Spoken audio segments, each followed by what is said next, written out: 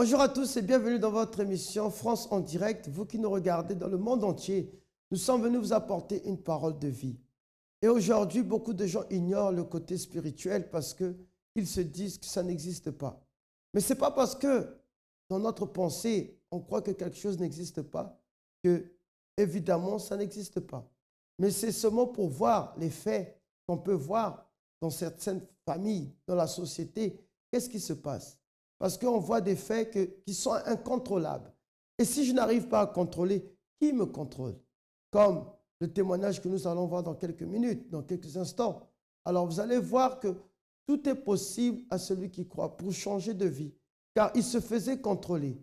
Mais le jour qu'il a il a eu le désir de reprendre le contrôle, alors ce contrôle est revenu entre ses mains.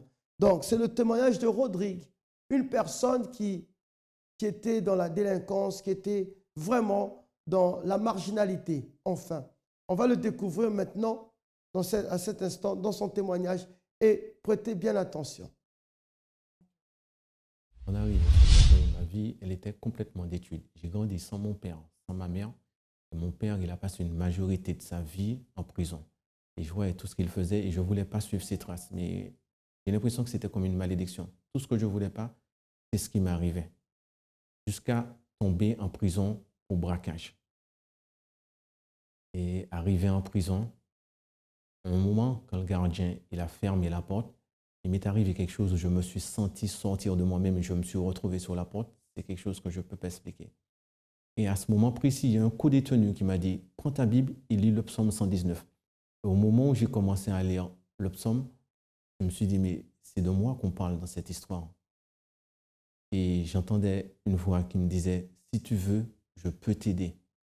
Si tu veux, je peux t'aider. » Et c'est à ce moment que je pense que j'ai commencé à nouer une relation avec Dieu. Je lisais la Bible quotidiennement, priais quotidiennement. Et pour moi, c'était une façon de m'évader justement. Le fait d'être plongé dans la Bible, dans la parole de Dieu, c'est ce qui m'a permis de tenir en prison justement. Ça m'a permis de m'évader spirituellement parce que physiquement, je n'avais pas le choix, mais spirituellement, ça m'a permis de m'évader. Et c'est ce qui m'a permis de tenir le coup.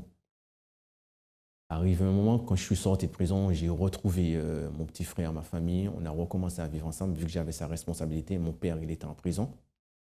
J'ai tout fait pour ne pas retomber dans le business, mais cette malédiction, elle me lâchait pas. C'est-à-dire que je n'avais pas de racines. J'avais une rencontre, si on veut, avec Dieu. J'avais connu, mais je n'avais pas de racines. Je suis retombé dans le business à un autre niveau. J'ai commencé à vendre de la cocaïne, à voler des voitures, à voler des motos. Je suis passé à un autre stade du business. Par rapport à la drogue, c'est-à-dire que j'ai grandi dans un quartier Rasta, donc ma première cigarette, je l'ai fumée à 6 ans. La drogue, très tôt, j'ai su ce que c'était, quoi. Et concernant l'occultisme, après être sorti de prison, justement, pour braquage, j'ai rencontré quelqu'un qui m'a proposé des incantations pour le business. Et vu que j'étais passé à un autre niveau de mon business, j'ai accepté et je faisais des incantations avant de partir sur mon business, par exemple. Dans ma maison, je dessinais l'étoile de David. Je mettais une assiette, un morceau de pain, un verre d'eau et j'allumais 6 bougies aux 6 extrémités de l'étoile. Et je faisais des incantations, j'invoquais le diable pour que mon business se passe exactement comme j'avais prévu. Et c'est ce qui arrivait. Il y avait des descentes, j'étais blindé de drogue, blindé de cocaïne sur moi. À aucun moment j'étais contrôlé. Au moment où j'étais contrôlé, ils ne trouvaient pas la drogue sur moi. Et arrivé un moment, cette personne, elle m'a proposé une autre incantation. Elle m'a dit, là, tu vas dans les bois, tu fais cette incantation. Et là, le diable lui-même, il va t'amener une valise. Et là, j'ai eu un peu peur à ce moment. Parce que je sais que s'il m'amène une valise, il y aura quelque chose derrière. Et c'est à ce moment que j'ai un peu diminué sur ça. Je suis parti en France. J'avais beaucoup de problèmes, quoi. Parce que beaucoup de personnes ont voulu à ma vie. J'ai fait pas mal d'accidents, mais Dieu m'a toujours gardé de ça. Et pour arrêter tout ça, j'ai été voir un voyant, justement, qui m'a donné un plan avec les 26 lettres de l'alphabet, me disant que les 26 lettres de l'alphabet, il y a le nom de tout le monde qui existe sur Terre. Donc, quelle que soit la personne qui voudra me faire du mal, je serai protégé par rapport à ça. C'est un vide total. Je cherchais toujours quelque chose auquel me raccrocher. Il y a eu la drogue, il y a eu l'occultisme, il y a eu le fait d'avoir ma fille. Je pensais que ça aurait comblé ce vide. Mais rien de tout cela, je continuais pareil. Pareil, même si j'avais tout ce que je voulais, je faisais du business, j'avais 4 voitures, je louais sous une ville à un moment, il y avait les filles, tout ça. Mais quand je me retrouvais tout seul, ce vide, il était présent. C'était des choses éphémères, quoi. La joie que ça m'amenait, c'était une joie éphémère. Quand c'était terminé, plus rien. Et j'ai rencontré la mère à ma fille à cette période-là, justement. Et moi qui voulais un enfant pour mes 25 ans, me disant que si j'avais un enfant, ça m'aurait permis justement d'arrêter toutes ces choses, ça m'aurait comblé. Mais ça m'a permis effectivement d'arrêter le business, d'arrêter la vente de cocaïne, quoi. Mais je servais toujours d'intermédiaire. Je n'étais pas sur le terrain, mais je servais toujours d'intermédiaire par rapport au carnet d'adresse que j'avais. Je servais toujours d'intermédiaire. Et quand j'ai eu ma fille, avec la mère à ma fille, on est restés ensemble pendant un moment, mais finalement, ça n'a pas été. Et dû à cette séparation, j'ai quand même eu pas mal de problèmes par rapport à cette séparation. Et je suis ici en France actuellement parce que j'ai dû quitter mon pays parce que si je n'étais pas parti par rapport à ces soucis-là, je ne serais peut-être pas là, je serais peut-être mort. Et c'est le jour où Dieu il a mis dans mon cœur, il m'a parlé dans mon cœur, il m'a dit quitte ton pays, abandonne tout.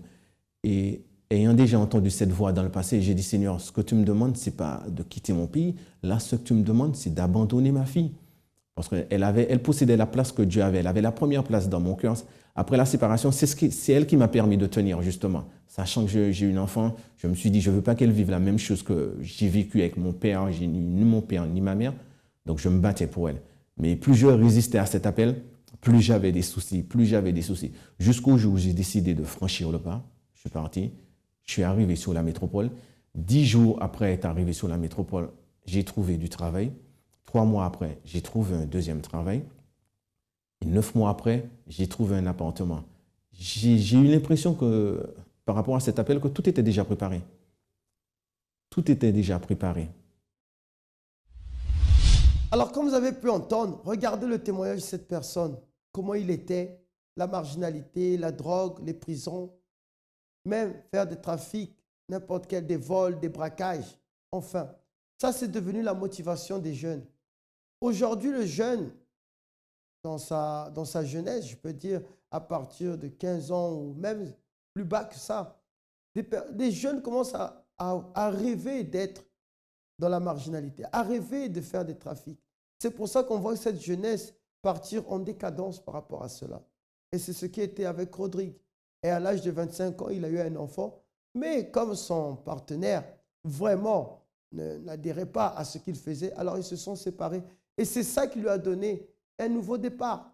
Il a choisi de venir en métropole. Et en venant en métropole, c'est là où il a rencontré le centre d'accueil. Alors découvrons ce qu'il a fait au centre d'accueil et puis on revient pour la suite. C'est-à-dire un jour, en me retrouvant à Saint-Denis, j'ai été évangélisé, j'ai reçu un semeur. Et le semeur, je l'ai gardé pendant 3 mois sans y prêter attention. Et c'est un jour, je me suis décidé à l'ouvrir et j'ai vu les témoignages là-dedans. Et je me suis reconnu dans pratiquement tous les témoignages. Je me suis dit, si Dieu il a fait ces changements dans la vie de ces gens, il peut faire de même pour moi. Mais j'étais encore accroché à l'occultisme. J'ai cherché le centre d'accueil. Je suis passé plusieurs fois devant. Je ne l'ai pas vu. Jusqu'au moment où je pu voir l'entrée, je suis rentré. Il y a un pasteur qui m'a accueilli. On a parlé, quoi. Il m'a donné une directive. J'ai décidé de suivre cette directive, de faire des chaînes de prière. Tous les jours, j'étais à l'église. Même le mardi, pourtant, je n'étais pas malade, mais tous les jours, j'étais à l'église parce qu'en mettant mon pied là, le premier jour où je suis arrivé, je me suis dit, il y a quelque chose, j'ai senti un changement. Le premier jour où j'ai senti un changement à l'intérieur, une force qui est rentrée en moi. Tout d'abord, j'ai fait les chaînes de prière. Et après être arrivé, tout de suite, la période où je suis arrivé, justement, il y avait la campagne d'Israël. Et j'avais un manque de ma vie, c'était le fait d'être seul, de ne pas avoir quelqu'un qui m'accompagnait dans ma vie, quoi. Parce que c'est quelque chose que je n'ai pas trop eu dans ma vie. J'ai toujours été accompagné. Et ce moment-là, ça a été un moment très difficile. Et à travers les témoignages que j'ai lus, je me suis dit, Seigneur, je veux une femme de Dieu, une femme qui est prête à me suivre dans ce que je veux entreprendre, le bout de chemin que je veux faire avec toi. Et j'ai fait une campagne d'Israël. La campagne d'Israël, pour moi, elle représente une seule chose, le chemin le plus court pour obtenir ce qu'on veut. Pendant cette période, j'ai jeûné, j'ai prié et j'ai surtout sacrifié. Ma fille, elle devait venir. J'avais tout mis de côté pour qu'elle puisse venir à cette période-là. Et j'avais le choix. Soit je déposais tout ce que j'avais préparé, son billet d'avion, tout sur l'hôtel, ou soit je la faisais venir. Et j'ai pris la décision de déposer son billet d'avion, tout ce que j'avais préparé pour elle sur l'hôtel. Et ça a été très difficile cette période-là. Le dimanche, je devais déposer mon sacrifice. Et le samedi, je suis sorti de chez moi et je marchais dans la rue et j'ai entendu une voix qui me dit, avant de déposer ton sacrifice, appelle le voyant avec qui tu es en contact et appelle ta tante à qui tu en veux qui a voulu prendre ta vie. Je dis, Seigneur, le voyant, oui, je suis d'accord, mais ma tante, elle a essayé de me tuer pendant plus de 10 fois. Je ne peux pas pardonner ça. Et là, Dieu m'a dit, c'est ça ou rien. Et j'ai pris la décision, j'ai appelé le voyant, je lui ai dit de tout arrêter parce que là, maintenant, j'ai trouvé quelqu'un qui peut m'aider. Tout ce que j'ai toujours cherché, j'ai trouvé quelqu'un qui peut m'apporter ça. Il m'a fait des menaces, mais par rapport à la certitude, la paix que j'avais dans mon cœur, je n'ai pas prêté attention à ces menaces-là. Ma tante, je l'ai appelée, je lui ai dit, je te demande pardon pour tout ce que tu m'as fait. Et le dimanche, j'ai déposé mon sacrifice. Et la semaine qui suivait, j'ai rencontré mon épouse. Donc vous avez pu voir, juste par un semeur, c'est un magazine que nous avons ici au centre d'accueil, qui lui a été passé dans la rue. Mais en venant en France, ce n'est pas parce qu'il est venu en métropole que les désirs qu'il avait d'être de la marginalité, de pratiquer l'occultisme et de vendre de la drogue, que ce désir était parti. Vous pouvez être dans n'importe quel endroit et ce désir sera. C'est parce que ce n'est pas le lieu, mais c'est ce qui se trouve à l'intérieur de nous. C'est ça la question qu'on s'est posée au début. Qui contrôle? Alors, il est arrivé au centre d'accueil et il a reçu d'abord un semeur, le magazine que nous imprimons tous les 6 mois, que nous donnons aux personnes que nous rencontrons pour leur parler, pour voir des témoignages. Et s'ils veulent utiliser leur foi, alors ils viennent au centre d'accueil, comme Rodrigue qui est venu, et il a commencé à participer aux chaînes de prière. Les chaînes de prière, principalement du vendredi, pour libérer la personne intérieurement, pour se libérer des forces qui nous contrôlent. Parce qu'il y a des fois, on se voit faire des choses. Et je crois que même ça vous est déjà arrivé. Il y a des fois, vous faites des choses et après vous dites, mais pourquoi j'ai fait ça? Mais la question c'est, pourquoi j'ai fait cela? Pourquoi? Par qui je suis contrôlé? Et c'est ce que Rodrigue a découvert. Et il a participé à une campagne d'Israël. Et regardons le résultat, car il a utilisé sa foi. Et à travers cette campagne d'Israël, j'ai rencontré mon épouse, et qui, 4 mois après notre rencontre, on s'est mariés. Mais elle n'était pas encore convertie. Et à la maison, c'était la guerre à cette période-là. Mais j'avais cette paix à l'intérieur de moi. J'avais cette paix. Et elle ne comprenait pas d'où venait cette paix, parce que plus elle s'irritait, plus moi je louais le Seigneur, je chantais. Et un jour, elle s'est levée et elle m'a dit, je veux savoir d'où vient cette paix, cette joie que tu as à l'intérieur de toi. Et à travers ça, elle est venue au centre d'accueil avec moi. Et maintenant, aujourd'hui, je vais commencer déjà par du niveau professionnel. Je travaille dans une boîte qui ne glorifiait pas le nom de Dieu. Et en étant dans cette boîte, j'ai reçu un coup de fil qui m'a proposé une autre société. Je ne voulais pas y aller. Mais ma femme, elle m'a dit, vas-y, tu verras. Et je me suis retrouvé dans une société qui est le premier sur le marché mondial du luxe au niveau de la parfumerie. Et j'y travaille, j'ai un salaire correct, quoi. Il y a tout ce qu'il faut dans cette société. Donc je pense qu'à ce niveau, Dieu m'a béni. Et je pense que le travail que j'ai actuellement, c'est un travail qui glorifie son nom. Dans ma vie sentimentale, tout va bien. Je suis marié à une femme de Dieu maintenant. Toute ma famille, ma femme, mes enfants, nous sommes dans la présence de Dieu. Je ne suis plus vicié ni dans l'alcool, ni dans la drogue, ni dans l'occultisme. J'ai tout abandonné, tout ce dont j'avais envie, tout ce que je cherchais, je l'ai trouvé dans la présence de Dieu. Je suis libre de toutes ces choses. Et durant un jeûne de Daniel, la chose qui me manquait le plus, c'était d'être scellé, d'avoir le Saint-Esprit. Parce que le fait de penser d'être marié, d'avoir des enfants, je pensais que j'aurais été comblé. Mais même en ayant ça, je ressentais ce vide.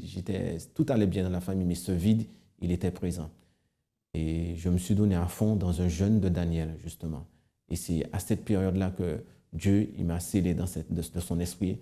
Et ce jour-là, sur le moment précis, j'ai su que plus jamais ma vie ne serait pareille. Plus jamais. Qu'importe les problèmes qui peuvent arriver, les tempêtes, tout, cette paix, elle était là. J'avais la certitude que Dieu, il était avec moi. Le centre d'accueil, pour moi, c'est une école. C'est une école parce qu'elle m'a appris comment avoir une vie épanouie, justement. Une vie complète dans tous les domaines. Et c'est ce qu'elle représente pour moi. Tout ce que j'ai cherché dans le monde pour être comblé, je ne l'ai pas trouvé. En arrivant au centre d'accueil, justement, c'est pour ça qu'elle représente une école pour moi, parce que tout ce que j'ai cherché dans le monde pour être comblé, je ne l'ai pas trouvé. Et c'est au centre d'accueil que j'ai trouvé. Si j'ai à donner un conseil à quelqu'un, c'est comme j'ai donné à ma sœur. Elle vivait à Toulouse. elle a été au centre d'accueil, j'ai pu l'évangéliser parce qu'à travers mon témoignage de vie, mon changement, elle a vu que j'étais sur la bonne route. Donc moi, tout ce que je peux vous dire, les tempêtes, vous pouvez avoir des problèmes, mais je sais, la solution, on la trouve qu'en Dieu.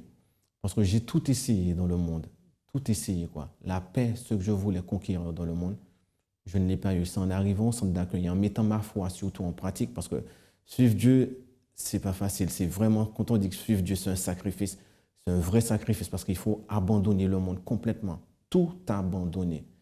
Mais ça marche. Je sais que ça marche, quoi.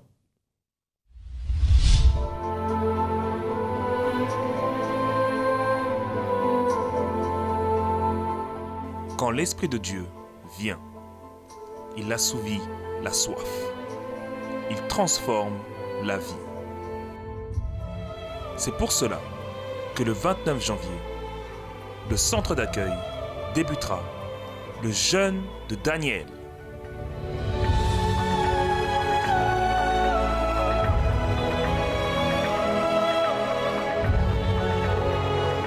Nous allons nous abstenir pendant 21 jours pour que l'Esprit du Très-Haut vienne à être dans votre vie, dans notre vie, et faire de vous son temple, son habitation. Plongez-vous dans ce jeûne sacré, saint, le jeûne de Daniel. Désirez-vous cela? Connaître le Dieu véritable?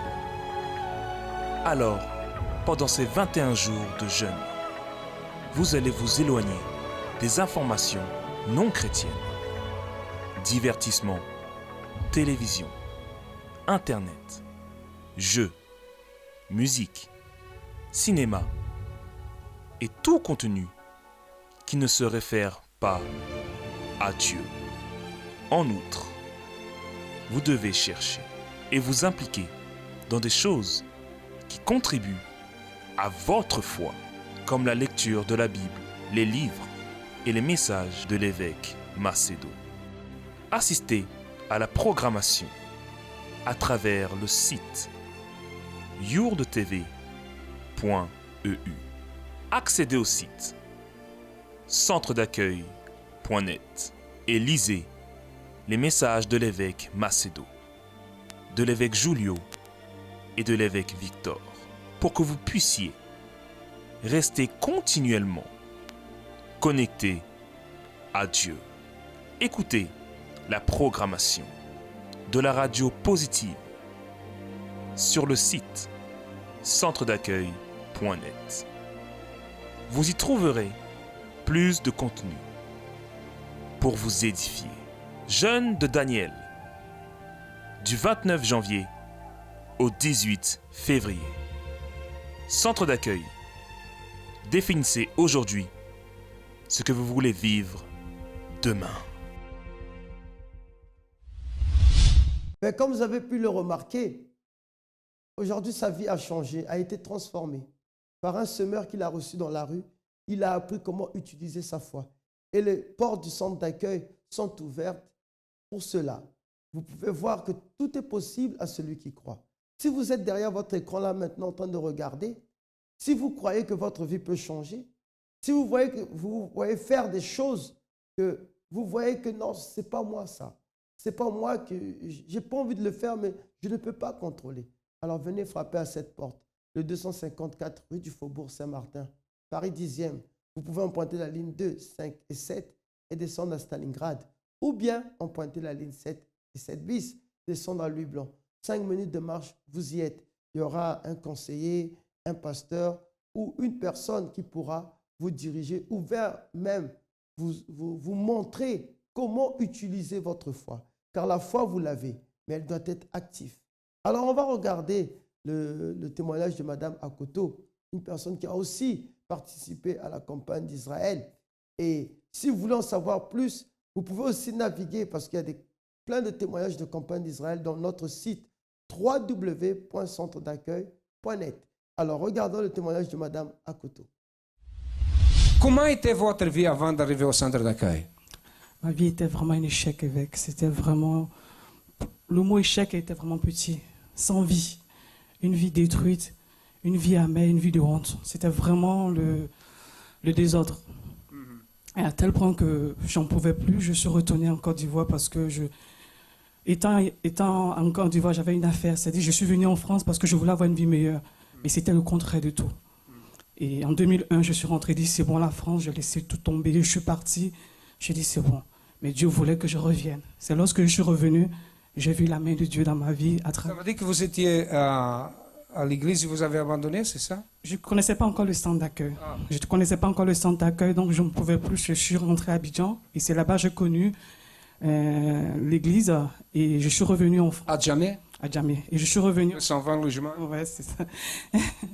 Et je suis revenu en France et en ce moment-là que ma vie a commencé à prendre vraiment une tournure. Et il y a une personne qui m'a évangélisé. Je suis venu au centre d'accueil sur Paris et j'ai vu vraiment la gloire de Dieu. Je me sentais bien. J'ai commencé à voir le bout du tunnel, mais ce n'était pas ça. C'est en ce moment que j'ai découvert que j'étais malade, que j'étais séropositif. Séropositif. Silence.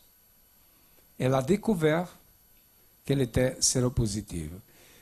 Vous avez fait un examen. Un examen, j'étais là. Qu'est-ce que le médecin, ou je ne sais pas si c'était le médecin ou l'infirmière, qu'est-ce qu'il vous a dit?